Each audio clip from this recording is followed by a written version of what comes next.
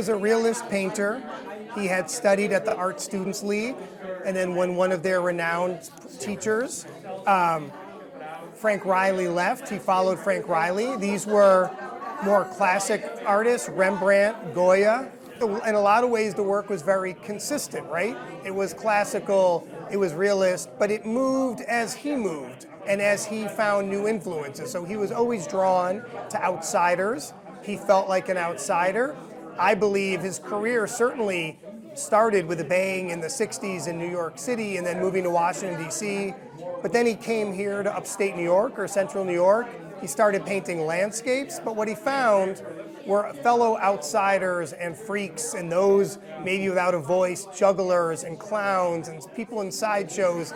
And that's what he became drawn to. Then he became drawn to people getting tattoos. And it was a whole series of folks who may be outside the mainstream, but those were his people. And so he wanted to tell, not just tell those stories, those were his real muses.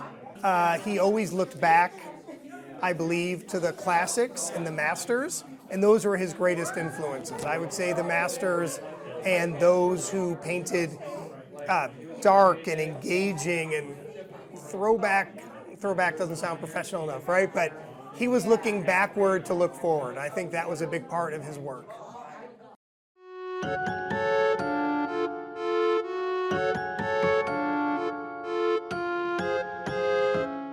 A product of New York City, and I think that can get lost for someone who really did so much of his work here in central New York. I mean, he was a New Yorker, and he's a Jew, and he's an intellectual, and I think these are all influences. And there was a great story earlier that I had never heard, though I immediately resonated, that he would paint with books open, and he would say, if you're trying to solve a problem, you don't look at a photograph, you look at the masters, right? How did Goya paint an arm? And I think that really gives some insight into how beautiful his approach was, that he was ready to be exposed and learn from and be inspired by whatever was around him.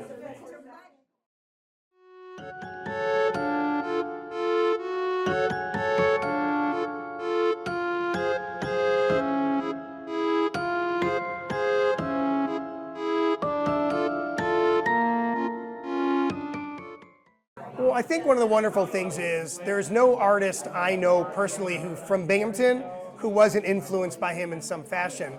Though the most significant thing, I believe, is that he looked and acted and was a working artist. And so he was a model in a way where you could say, oh, that's doable, right? That's possible.